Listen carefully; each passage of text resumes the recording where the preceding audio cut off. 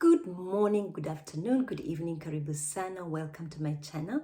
My name is Virginia. I'm a Kenyan living in Germany, and on this channel we talk about all things diaspora, the good and the not so good. And today we are talking about interracial marriages and things nobody likes to talk about for whatever reason. I'll be talking from a woman's point of view. Now, let's start with the family. Your in-laws not liking you is nothing to write home about. If you're married, you know what I'm talking about. If your in-laws love you and accept you, that's a bonus.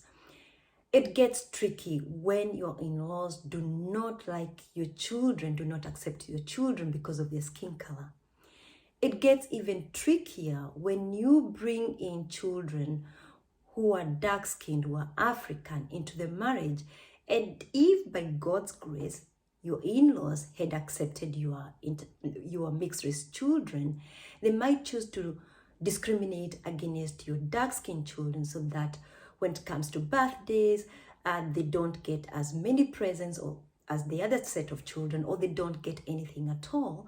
And children are very good observers and they start asking questions, and it can get very traumatizing for them, and you will need divine intervention to deal with this issue. The next point is friends. Your husband may suddenly be cut off from, events.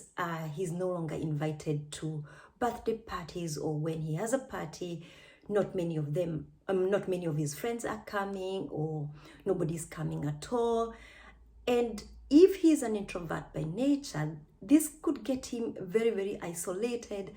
Or maybe when you go out and you meet his friends, they kind of ignore you, you say hello, they don't answer back, and it can get very, very confusing for you.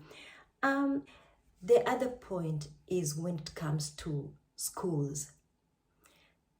When issues arise with your kids at school, some teachers will prefer dealing with your husband. They will always call you husband, even if you are a stay-at-home mom and situations occur that need immediate attention. They will not call you. They will not call you. They will wait until your husband is reachable. The other point is when it comes to housing. When you're looking for an apartment and you go for viewing with your husband, be prepared that chances are you won't get it. This is different from place to place, but this is something that we keep reading in Facebook, we keep reading in the social media. It is unfortunately still very common. When it comes to traveling, you might notice that your husband will be cleared off faster than you, and holding a German passport does not make you a German. And the guys at the custom, the guys at the passport control have got absolutely no problem reminding you this every time you travel. I'll give you an example.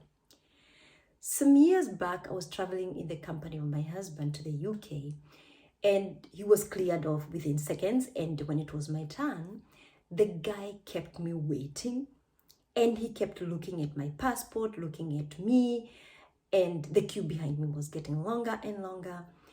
And I felt so embarrassed because people started moving from my queue, going to other queues, and I felt so absolutely embarrassing.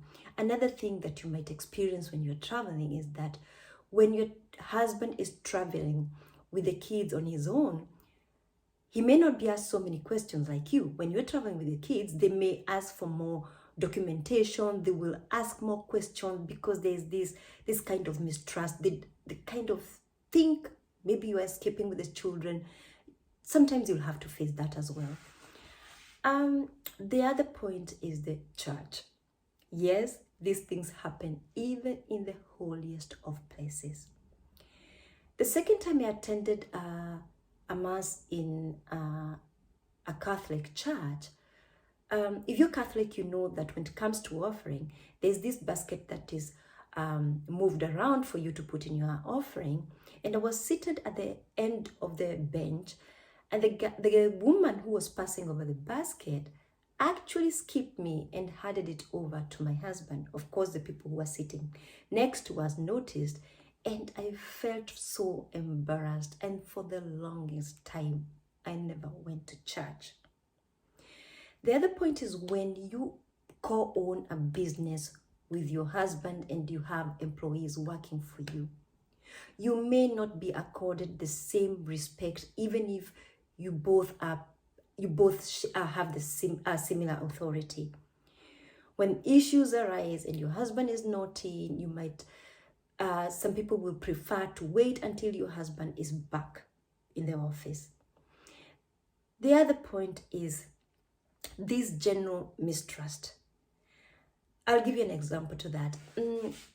A few years back, my husband took his car to the garage and he couldn't pick it up. So he asked me to go and pick it for him. And he actually called the guys to inform him that his wife was coming to pick his car for him. And when I got there, I told him, well, I'm coming to pick that car. And he asked me, are you his wife? I said, yes. Do you want to see my ID?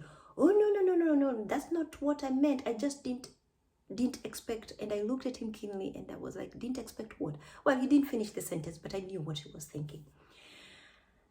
The other point, and I think this is the most devastating point, is when your own husband start having doubts about your union, about your relationship.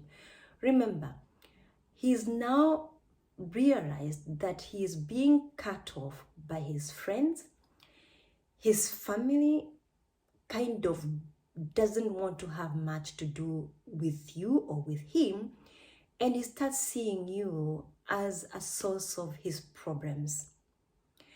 Remember, this is a guy who walked with you on the beaches of Mombasa, holding hands. This is a guy who joined Maasai traditional dancers during the evening entertainment. This is the guy who loved your traditional food. He ate with his hands. He learned how to cook the ugali. And now suddenly, he is telling you, why for God's sake can't you use cutlery to eat this kigali, ugali, whatever? Do you notice that he can hardly pronounce the food that was once his favorite? I mean, this guy is stuck. And he's in a position of a person who bought goods. And these goods have no guarantee anymore. He cannot send them back. And he's now figuring out what to do with them. And he's feeling stuck. We should be asking questions before we move to another country. We should be asking our partners questions. What do they think about race? What do they think even about our looks? Some people suddenly have problems with your kinky hair. They want to see you in that wig all the time. You should be asking your partner these questions before you tie the knot. You should be asking these questions before you move to their country. I don't want to scare you. Interracial marriages are beautiful. I am in one. I can highly recommend it. But we need to be very realistic, because that beautiful life we have in Kenya with our partners may drastically change when we come to their countries. See you next time. Subscribe to this channel. Bye-bye.